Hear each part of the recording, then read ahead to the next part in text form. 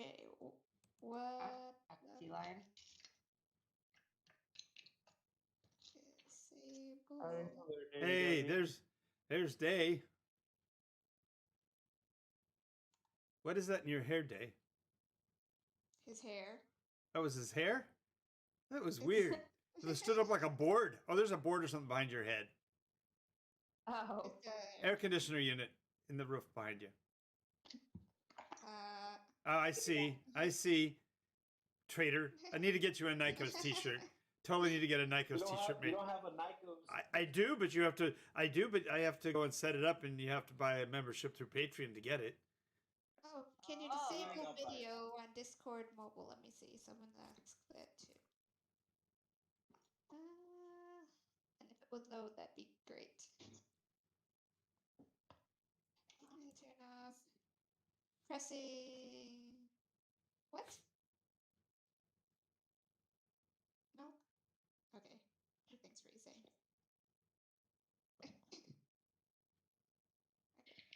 How can you turn off? Excuse me. Sneeze. Discord mobile. Bless you. Again. Conundrum. Conundrum? It's not telling me how to do it. It's just talking about on computer version, not mobile.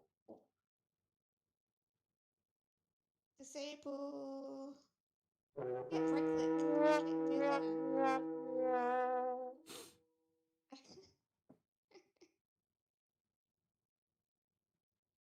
That way. Oh, Reddit. I don't know if that's helpful.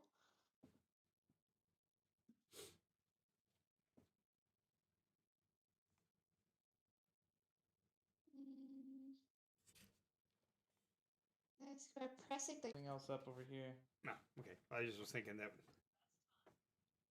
Say it again. Yeah, you're sitting down at a table, new game master, and you ask whatever you want. No, no race, no class, no. But then I would have to ask him, like, what are you planning to? What type of game are we playing? Okay, good question. Good.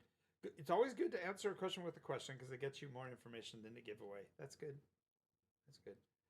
I feel like that's a good rule for NPCs. I don't know if that's a good rule for life. Yeah. Might get you in trouble. Why are you asking us these questions? I think it'll become evident when I ask the next couple. This is just the lead. This is the setup. If you hadn't told, if you couldn't tell, this is what I do when I'm telling a story. Is I set the stage and then I go further and then I go further than that. So this is for the stream, right? Yeah. Wait, are we at stream right now? Yeah, I said welcome. Good. I don't have any cameras on but mine, so there you go. Give me a second. Let me turn on my camera. That's fine. You'll be yeah. Go ahead. It's onto Discord. That's fine. I'm not using Discord, other than for the sound. That's very funny. So you can say you definitely sound naked, but then again, you're such an innocent soul there, Stephen. You always sound like you're naked. So, oh, thank you. I knew you'd. I knew you would appreciate that. Getting creeped out. Continue the conversation. Fair enough. So no. So let's go to the second question. Sit down at the same table. Game Master says, I don't allow glorb drops and flurkins, and you can't bring in a snicknort unless you brought in a Fort Heaven Sea. By the way, what would you like out of the game? How does that change? Sounds fair. What the hell are those? Yeah, but I want to play the Spartan's cousin. See, nice. He's way to go, Steven. Variation on a rift. That's good. Well done.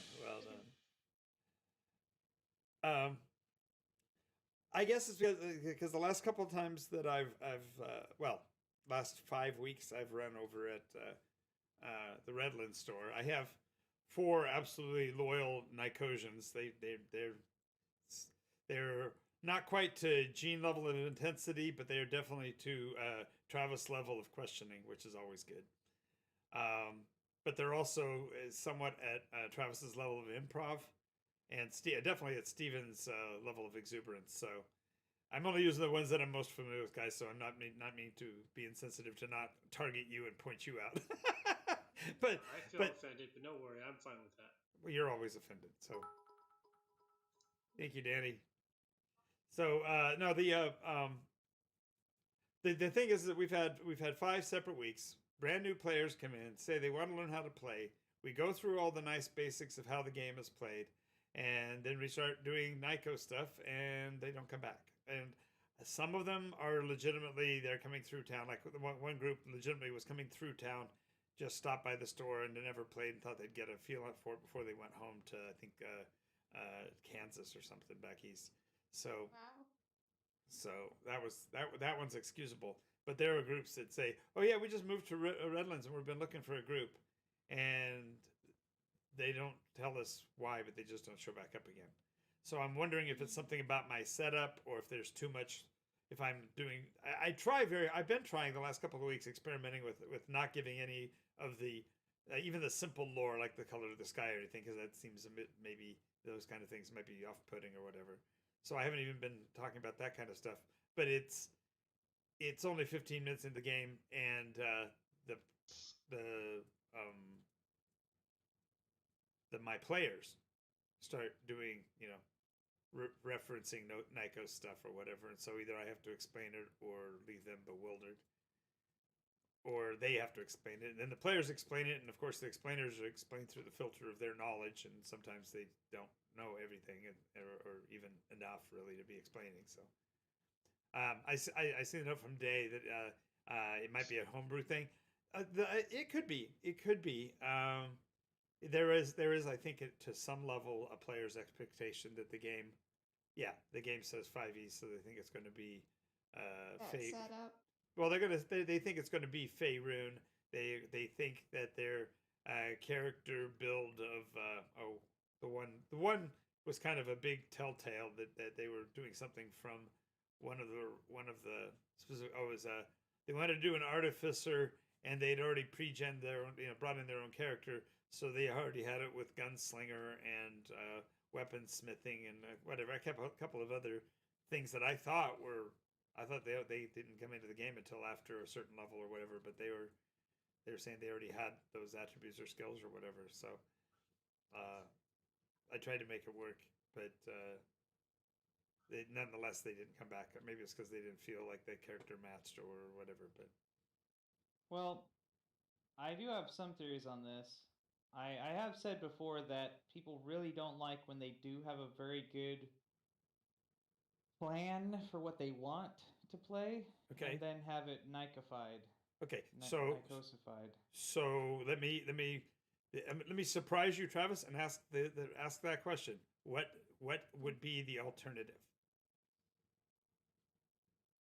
Stopping them from doing the prep in the beginning. Yeah, but most people want to pre-gen their characters. And if they don't know enough about Nikos, they'd have no way of doing that other than to build basics, and nobody wants to build basics, ever. Then you have to be more forward about this is a very homebrew, completely whole cloth creation, and a lot of the D&D stuff isn't going to match unless we massage it. So be prepared for massaging. Yeah. Well, the big challenge with doing it at a store is that the store owner throws them up the stairs and says, "Go upstairs and play with those guys. They're playing the game." Yeah. And the guys that are working downstairs don't even play the specifics. Well, I mean,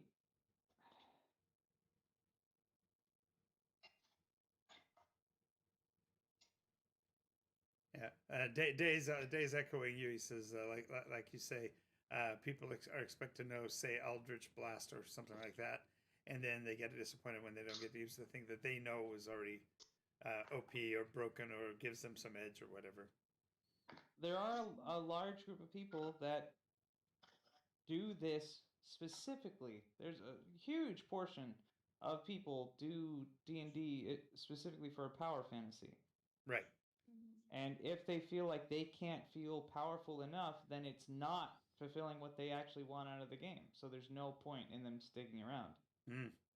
Well, one of the things that I considered was to go a little they'll hog wild the other way and just say, sure, bring anything you want, and then have the Nicosians see them as outsiders and go conflict then around. But that feeds both their ego and their disdain for the game, and they see it as adversarial. I know I can't do that. But then it ruins it for everyone else too, because Right. the people that actually love Nikos are the people that come for a world with Right. lots of in-depth lore that they get to dig into, and when they hear there's no this or no that, they're like, oh, why is that? I want to discover why that is and understand that. Gotcha. And Makes those sense. usually are the people that gel more with your role play style, anyways. Right. So then it really does come down to the issue is don't ask for what you don't want. Yeah. Well, and also, with Nikos being a completely different system, and I know you guys are working on that, but once you have the resources that they can then look at, instead of looking at the player handbook and be like, oh, I want to be this and that, and oh, look, these are abilities I'll have later on in the game, they'll be able to look at your stuff and say, okay, I can now do all my research. And because a lot of people do like the prepping and stuff before they even go into a campaign. And Right. that once you have your once you have your background information that they can like physically look at and decide what they want to do themselves Yeah. versus just hearing all the options verbally. True. There's also something that Panda hit on but didn't like elaborate on, is that a lot of people don't like feeling dumb, or they don't like feeling on their back foot all the time.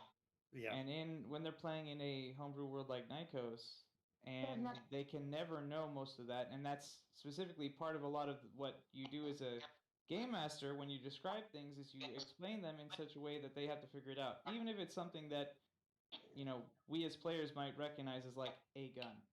You don't describe it like that. You'll say, oh, it's a shaft with a handle coming down at the end and a ring on it in the joint of those.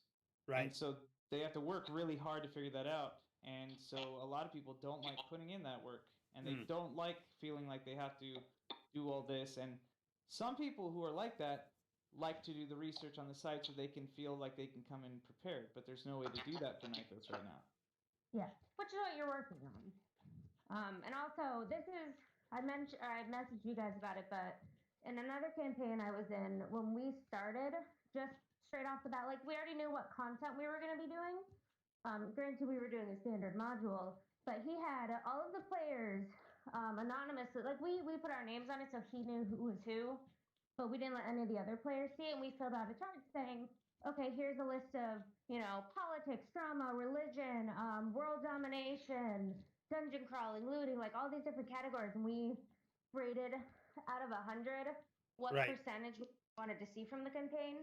And a couple other things like, are we okay with, religion conflicts and things like that. And that I found was really useful too. Yeah, that's actually what is now kind of classically known as a session 0 kind of a setup.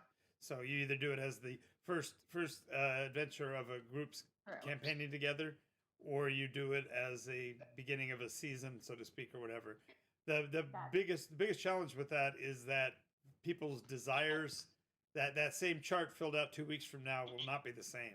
You know what I'm saying? Even player to player, they're not going to have the same desires and wishes, because the things that happened in game may have actually scratched that itch, and so it drops in priority. True. So sorry, go ahead, Travis. I also feel that I don't know. I lost it. Never mind. Maybe doing, because at least with me being, hey, we got an anonymous cheerer! Yay! Oh, that's what it was. It's also that's only good for when you're setting up a campaign, not for really what we're talking about is people joining in halfway through. Yeah, and that's always a challenge of how to get them invested in the story. Mid-flow. Is there any way to make because the campaigns can go on in Nikos for a few years. A few. Is there a way to break it up into okay, so there's 1.1, 1.2, so that way they kind of have a. Okay, so yes, in a way there is, and there's also what my experimentation was by having 9 games run and each one of them be a different nuance. You know, Yeah. if you looking for Scooby Doo, I got a game for you. If you're looking for true escapism and you don't want to actually pursue a storyline, I've got a group for that. You know, so by having all these different places that people can go and get what they want, the biggest problem is advertising that and being able to express that, especially when it's a walk-in like a game store. Very true. So, Well, that's the thing. People don't shop around for games like that because they don't have open schedules like that.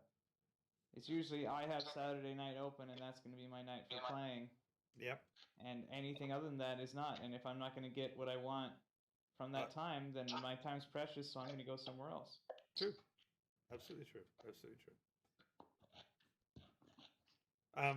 So in answer to your question, Panda, there are the ways to do it would be number one, serialize, which means each episode of the game is 1 or 2 or 3 episodes long at the most, and then most of them will be one shot. There's some pluses and minuses. The pluses is you could swap out story theme and story location and story everything, but most players, especially once they've got a character that's established with any length of time, 1 or even 2 sessions is enough for them to say, this is what I want to play. And this is the kind of environment they want to be in. And no so one likes to do one shots for more than a couple weeks in a row. Period. well, I actually know some role players that do, but they don't have the long-lived characters. They came at role play from a different place. I've got a buddy named Steve that when he'll play to his heart's content on whatever you're doing at as deep in the story as he can go. But at the end of that session, he's done, and then he'll step away and go play something else, and you won't see him for 6 or 8 months, and then he'll show up for 1 session of something, and it doesn't even have to be the same something, and he'll be okay with it. And he'll pull out a brand new character and shoulder the burden and press on with it because that's what he likes. He likes the variety. It's more of a serialized flipping of the switch on what's on TV kind of thing for him. But then that's not something that we want to build for either because they're not I agree. going to stick around. No, I totally agree. You don't want to build for that. But I'm just saying it may be that we have to have a session a week that is set up like that or whatever. Well, we did for a couple years during COVID, and we all got very tired of it very quickly. Yeah, even after 1 session of roulette, you wanted to keep going with that story on whatever the story was. So because that's what we're all here for, is to build a story and have a satisfying ending, and that's very, very hard to do in 1 session. Yeah. And even within 3, it can be hard because they usually end up with 1 or 2 characters that have dangling participles, so to speak. Like, to have one-shots, they have to, you almost have to really write those ahead of time and not fly by the seat of your pants because there's no time to waste. Which is a perfect time Which is a perfect time here on the stream to remind people that is such the case now because you can actually pick up a Nykus adventure and run it yourself. Finally! Shameless plug. It got published. The module got published today. Hooray! Yay! So it's on RP. Where can I find the link, John? Hooray! Yay! So it's in RPG now, and on DM's Guild. We'll have to add it to our description in the video.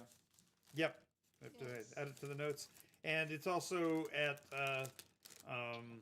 my Facebook page has already been posted, and I'm putting up a link on it on the website as well. So. Yeah, I saw the post. Yeah, I know you did. You said, what the H was that? It just looked like a kid did it. That's all. That's fine. Who did? He's talking about my cover. Then what did I do? Nice looking cover. That is really cool, yeah. And what did I do? What did I do, Stephen? Tell him what I did. You messaged me, and I said I was about to message you and say, "What's a helmet on a mountain? Do you is a mountain with a helmet on it, or is it?" Stephen, that's your fault for not blowing up the picture and actually looking at it. I agree on this.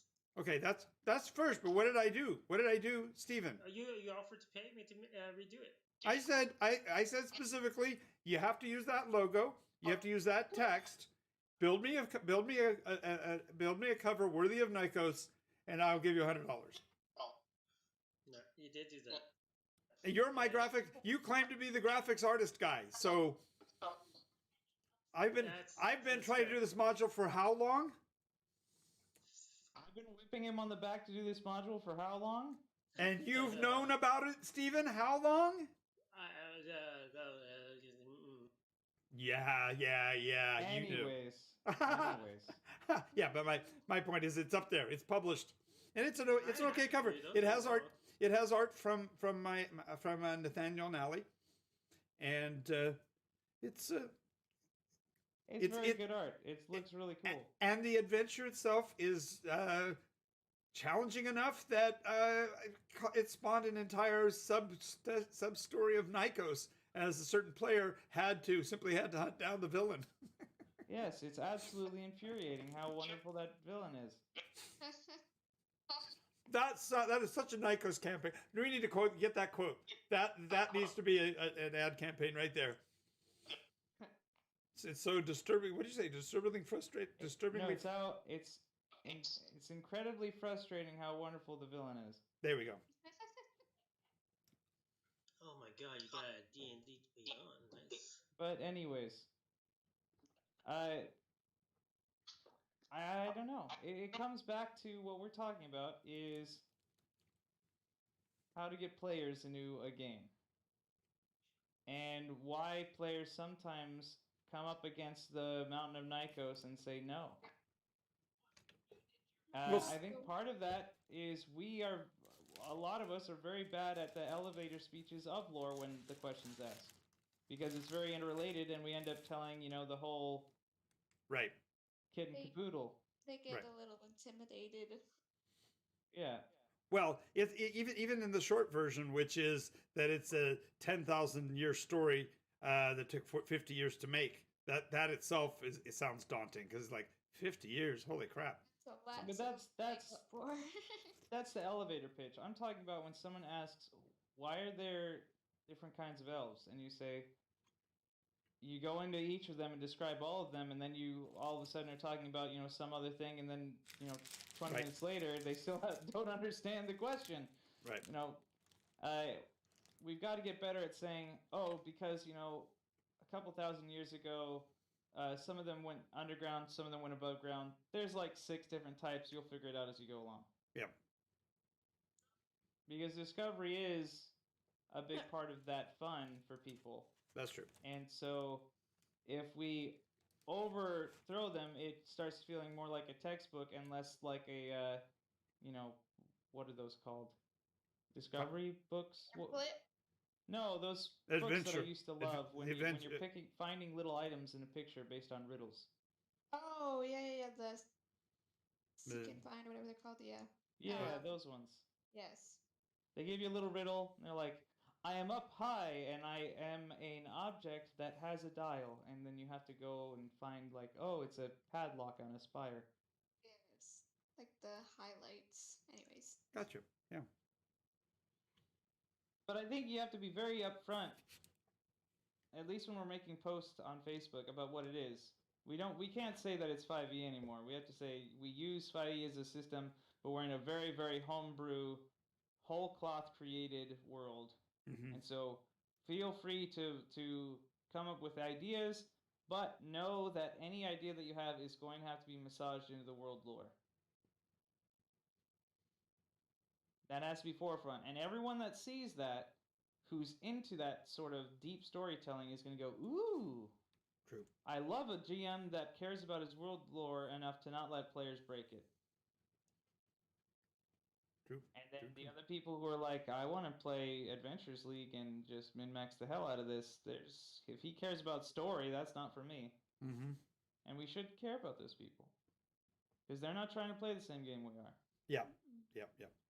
Mm-hmm. Yeah. The only verbal complaint I've ever gotten about D&D happened, I think I told you this, Travis, 2 weeks ago, the guy over at Redlands. I don't remember off the top of my head. Okay, so he came over and played with us, and he was a 16-year-old. And he came in playing a character who was a 16-year-old. And he was playing a character that was a human 16-year-old who had run away from home. Now, I don't know that that is the case of this kid, but it felt like it was pretty darn close to who he was that he was trying to play. And so the other players immediately tried to be parents, try to help, try to say, oh, you can run with us. We should hang out together. We can give you protection.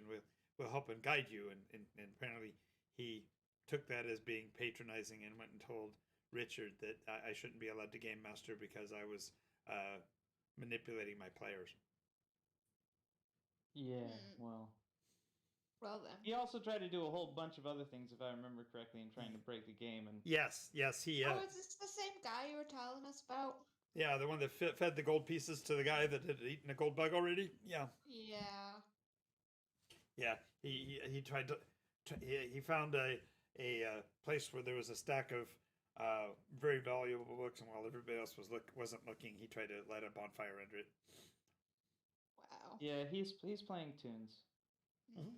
Mm-hmm. He wants to see him go splat and laugh. It's kind of angsty teenager thing to do. Mm-hmm. The rest of us are here for more fulfilling reasons. But I just thought it was funny that his solution was to go tell Richard that I was manipulating players. I think the thing is, John,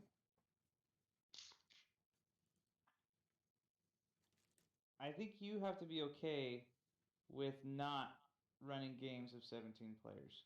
That's right. In other words, I have to set a cap? No. In other words, that when players come, you got to know that you're playing the game that you want to play and that the diehard players want to play, and you have to play for those players. I get your point. Because if I'm always making them what you're doing, you're not going to enjoy it as much. The players that love the game aren't going to enjoy it as much, and you're just pandering to people that don't really give a shit anyways. And if you take that to heart and start trying to run after and chase after those people, you're going to be chasing after them until your legs fall off. Good point.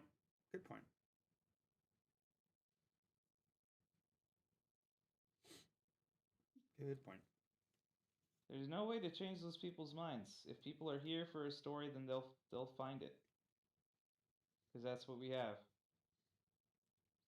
You'll draw in the crowd that you need instead of the ones that... Yeah. The crowd that loves you Yes. will find you. Yes.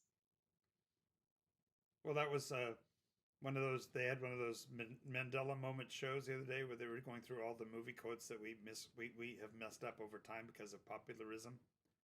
Mm-hmm. Like the Luke, I am your father. Right. But the one that I keyed on in particular was, I knew it, but the person on the that was watching it didn't. If you build it, he will come. They kept hearing it as they, right? Yeah.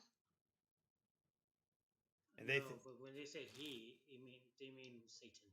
He will come for your soul. Sorry, okay, I'm done. Wow. Settle down, Steven. he's excited. We're having a conversation. This is good stuff. Oh man, Steven, though. That's so far not what he's saying. That's really not. Literally the opposite, actually. Yes. He's inviting the building, and you can also host different games that are all in your universe, just going on simultaneously. Awesome. And there would be one room for each of the different genre. Yeah, exactly. Yeah, because you guys a desert wasteland with truck tires and shit for seats. Because you haven't even gotten a chance to see any of the realms yet, guys. That's what I think is really awesome, is that we are only chasing down one of these avenues right now, but there are waiting in the wings 7 more right now, 6 more, and beyond every one, there's probably another 6 more if I find my math right. But there's lots. But I do thank you for the sentiment, because there have been times in my life that's exactly what I thought I wanted, was to buy a Walmart or a Kmart or something like that and just set up booths. So and that was when I was younger, because I also roller skate, and I was thinking I could roller skate from table to table. Terrible laws. There's just not enough attention to go around. Every Yep. time you got into a good bit of role play story with one person, the rest of us had to wait for 45 minutes. Yep. It also didn't help that little people. Yep. Well, and it also kind of proved that if you build a school grounds and you do put a fence around it, they will find the edges of the fence. They won't stay together. They'll spread out to the perimeter of what you described. So I described a room that had a staircase leading up and a staircase leading down and 2 hallways left and right. So we had 17 people split across 6 different directions with 4 different Girls that all they wanted to do was get drunk, and that the boy kept wanting to hang out with them. Well, and yeah, held their hair while they continuously vomited and then continued to get drunk again and again. Well, yeah, they were quite fabulous. I think the other interesting was the dude that brought his wife, but then in the game insulted and threatened her while all of us were sitting there. Wow. Wow. Wait. See, that was a situation where PvP intimidation skill saved that situation, because if Valera hadn't stepped in, he would have just kept on beating on her and treating her like a slave throughout the game, which creeped us all out. It creeped us out because Great. she was so when we finally got to the bottom of it, it was just role play for them, and it literally was, I think, goes back to the wish fulfillment kind of role play. They wanted to find a game master that could allow them to go into that rather shady part of their relationship, and no, it wasn't, Steven. No. It was not. It was ooh in a bad way. Yes. No, it was like creepy. It was like backhanding and insults when she didn't do what he wanted before he asked it. yeah. It was abuse on display with the thin veneer of I'm a drow and she's a human that I own nonsense. And She, I don't care what you say, she did not enjoy it and liked it going on. She was getting pissed. yeah. Well, everybody at the table was too, so it was not a fun moment. So that was part of that 17-person group. So how did they? Okay, interesting. When was this? Long time ago. 2 or 3 years before. It was at the other location in Gameology. A long time before my you brain is ever. hurting from that. That was when Valere was a baby. Yeah. Baby Valere, aw. Yeah. Yeah. He was still Oh. 200 years old, but he I- was He doesn't use it much anymore because he's still trying to find a blacksmith that can fit his other magical weapons into it. But Pretty damn sure it, he they should would have like done to it when we were hanging out with Hart. Yep. Oh, you That know was. what? You should have. We have a connection to them, technically. Yeah, but see, whenever you reach across that line, it chips away a little bit out of the fun of it. You know, when you have the access to it. What I've found watching the way you guys play is that it is best when you guys realize if I have to force the stress level, it tends to push it past where you guys want to or can deal with it. So the only reason why I pushed towards us having those crossovers was to put a pressure release valve on all the cross-pollination that you'd been doing for Right. so frickin' long. Right. Because No. we had so many answers that they knew about that we needed, and it saves us, the players, the headache of going, wait, no, that knowledge is with that group. But we really need it tonight. Yeah, but they are the ones that know it. Wait, but I can't use that because I don't know. You Right. know? Well, the players do, so it's good to bring that up in Yeah, particular. that's why I get. And I'm not even talking about the crossover episodes. I'm talking about the leaving of elements that allow you to recross that bridge. Is the part that I'm saying that's you want to be careful not to use that too much because then it. Hey, No, I know, but yeah, that's true. literally, we haven't. The only one that's used it is Floyd now. Yeah. I think it's just it's our.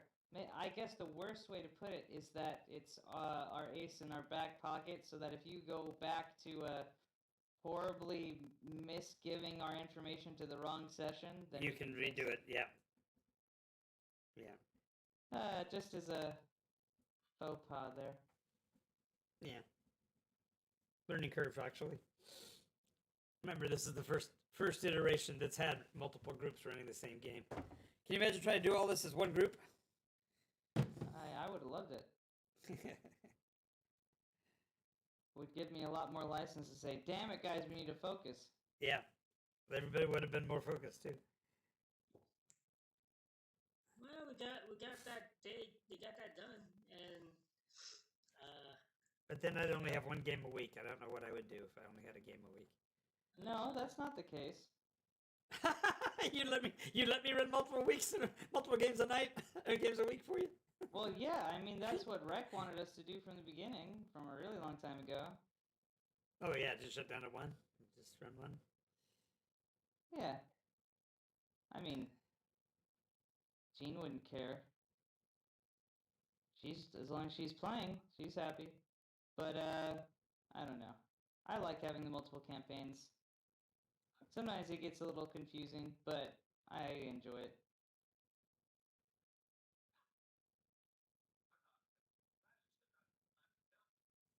I sometimes think though that it's a painful yo-yo for you. It must be creativity, at least creatively.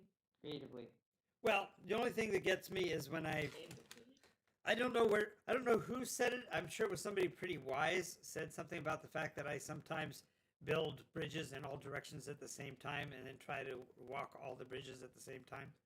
I don't know who would have said anything like that, but No idea. But the only thing that I run into is that I'll have built a bridge in a direction, but I won't have had enough time to bring new resources, so therefore Your creative juices end up just, flying out into the world instead of going to the story of us, and so sometimes it feels a bit roller coastery. Mm-hmm. Yeah. Especially when, sometimes world story supplants what we're doing, and then it feels like the world story is so important, and we can't leave what we're doing, otherwise we're completely forgetting our story. Right. But then it feels a little less important sometimes. Yeah. But it is what it is. Sometimes that happens.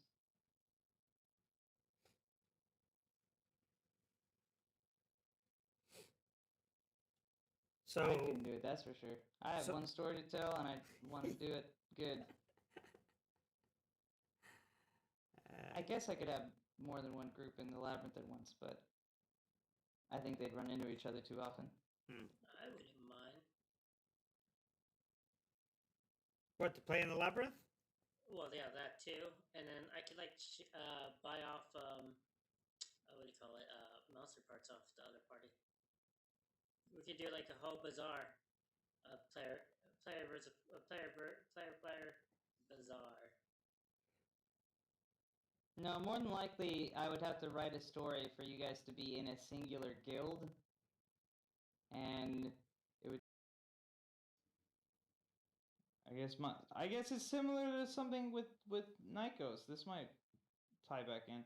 The hard part would be is if, because it's a single story, if one group makes a big brain blast and shoots forward on it, then the other side would feel left out.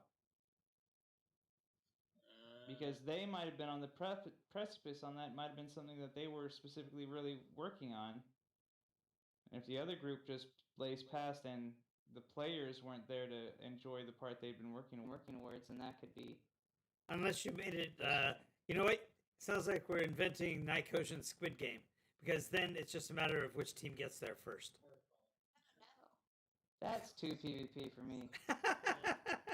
No, I'm just saying they're still putting all the treasure. treasure. Be booby trapping each other to slow each other down. Like, yeah, we want to be the ones to get through this puzzle. Okay, so let's make sure they can't solve it. So let's put some surprises in here for them.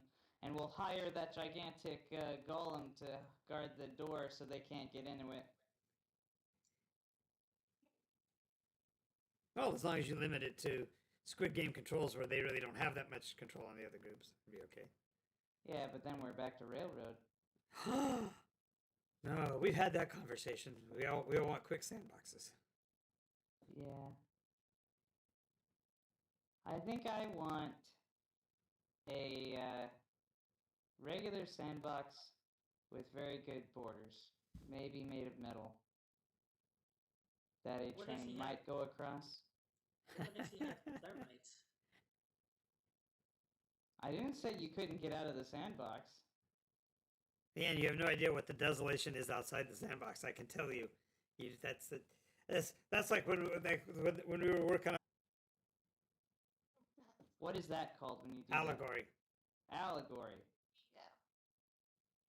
All my puzzles started out as allegories. Yeah, allegories, anagrams, and dilemma. That's the key. That's right there. That's the key to all puzzles.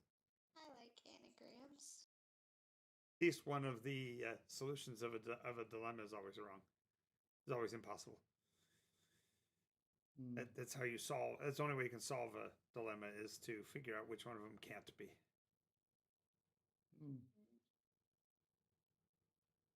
I always do it by cost analysis, cost benefit analysis. Yeah, a lot of people use Occam's, but Occam's doesn't always work. Bite thy tongue, sir. I know how you feel about Occam. Cut You- thy tongue with you- Occam's razor. You are such an acolyte of Occam, I swear.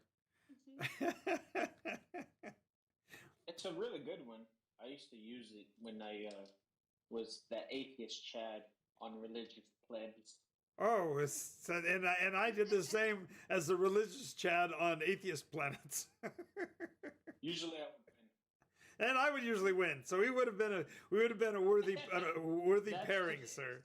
That's the problem with all of those religious arguments is that everybody thinks they win, but really it's nobody because you just made an enemy instead of a friend. Yeah, well that's why I thought it was so stupid. No one ever succeeds in those. You never teach anybody jack. It just makes people hate each other. Yeah, pretty much. But you get to show off how clever you are. It's one of the biggest things that the devil has in charge of Yes, religion. that's I think, Tell John, you. it's not so much that you look smart, you just sound like a jackass. That's what I was gonna say. Like, whenever there people were like, I was. you're roboting. Oh no, you were just having a really good point. Wait, save it. We're waiting. We'll wait for you. I never what? You were roboting. We didn't get to hear it all. Just when you said your point, you roboted. Oh, dang You it! can do it. So it. try Come again. on, you got this. Oh, I was gonna say I was there for a little while and I never did it because I know it sounded stupid. Like, I don't know, really explain it, but like, It felt stupid to you to do it? yes, because I just felt like it was just jamming it down everybody else's throat, even if they didn't want to hear it. Yeah, Well- it's all a matter of context too. I mean, when in the role wherein I was quote having those conversations, I was doing it out of what I thought was sheer compassion because Right. the lack of awareness shouldn't be held to your account, and so therefore offering to show you the information that you need to be able to make a rational decision seemed logical to me, and for And some. I think you are a wonderful exception to the rule. Because all the ones that I've met, they've only done it out of their own insecurities over their own beliefs, and Yeah. somehow they feel about tearing down other people's makes them Yes, more secure I- in theirs. I have I been. was this example, John. What's that? That was what Travis is talking about right now. Insecure and tearing down to make yourself feel more comfortable. Yeah. Yeah. Let's see. In my case, I came to it in a weird kind of a way because I was precocious. At the age of 8 years old, I walked into a Lutheran church, which was not the faith community of which I was a part, and asked him what made him Lutheran, what defined him as Lutheran. And he, of course, immediately responded with that he was not Lutheran, that Lutheran that was a name that was placed upon them by history. So I had him go through and explain it to me, and it ended up that he gave me the book of what's called the methods of I'm sorry, what's called the Wesleyan what's it called? I used to know this. It's the Articles of the Belief of Martin Luther, which is the 66 points or whatever it is that he nailed to the door and all of that, right? And that people called them Lutheran because they were following what Martin Luther said. And Martin Luther was actually in writings said flat out, "Don't call yourself after me. We're only all Christians after all." And of course, that didn't suit well with his friends, who all thought, of course, we should have our own, differentiation or whatever. And was the beginning of Protestantism. But that was at the age of 8. I asked that question. By the time I was 11 and 12, I had been to all of the churches in the town that I lived in and had all of their doctrines. So I had the writings of Calvin. I had the writings of John Wesley, Martin Luther. I had a copy of the Bhagavad Gita, which I couldn't understand. I had the actual Bhagavad Gita in the Sanskrit lettering or whatever. But I also had a translation that I'd gotten. I had an American copy of what they don't. When you have a copy of the Quran in English, they will tell you that it is not the Quran because the Quran is only in the holy language or whatever. But I had a transcript of that and so on.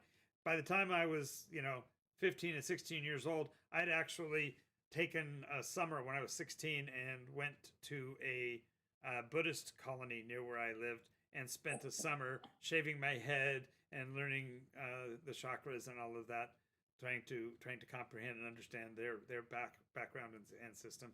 So by the time I got around to Christianity when I was 19, I was convinced, if you will, that it was the only quote logical one of them all, because it was the guy that was my mentor in that showed me that it was a purely, you could come to Christianity's position from logic. You didn't have to just have an emotional experience.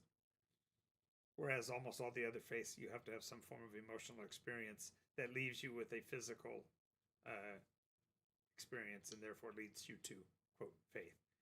Whereas the Christian angle, the way the guy taught it to me, was something you could actually work your way through logically and intelligently. So, therefore, when I was young and got married and was a young Christian, I was pretty much the warrior. And it wasn't originally the aggressive attacker. It was how to protect myself, how to answer the questions that people would ask. And it was only later, after I had kids and I was worried about their friends and things like that, that I became a little bit more of the soldiery kind of Christian. So, but even with that, even in that period, I was running games groups and stuff, and I had people tell me that I was the most enlightened Christian that they ever talked to, because almost everybody that spouts Christianity does tend to put ego on it and spin it. Yeah. This has nothing to do with how much I've been watching it recently, but you know who the most enlightened Christian that I've ever seen on TV was?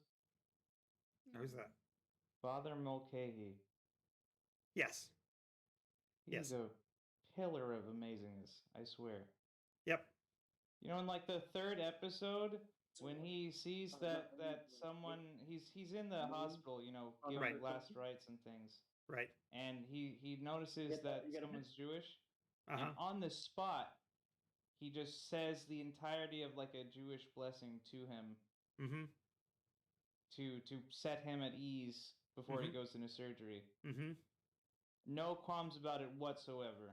Well, I actually went into the chaplaincy program when I was still a warrior Christian and in the military. I went into the chaplaincy program, and that's one of the things that you do is you learn all of the life rights of all of the other groups, because a chaplain can't hold just one. Right, Yes. and I understand that's why he knew it, but it goes into his heart. It went into his heart, because he didn't feel like he had to throw his own 2 cents in there. It was mostly about, he understood that what religion's job is, in terms of his eyes, is to bring comfort and love and light into people's lives. Right. And that by him doing that, no matter what name it's under, bringing them closer to that is bringing them closer to God in its own way. Yep. No matter what path they may take. Yeah. Well, and like I said, it is built into the chaplaincy to think that way, which is, I mean, it's really fascinating because other groups that like the USO or whatever. Go ahead. I think you were talking to someone else. Oh, okay. That's what you're talking to us. But yeah, the chaplaincy, because of its nature being bound to the military, it has to be more open than other forms of Christianity. And I knew a lot of like groups like I said USO, but that's not fair. Red Cross is a better example. Has a religious, or the Knights of Columbus, or they all have religious affiliation, and therefore they do have a skew, whereas the chaplaincy can't, which I found really kind of fascinating. Well, we've actually made it past my hour time on the show, so I'm going to sign off for Make and Believe. Thank you guys for having this conversation, and we'll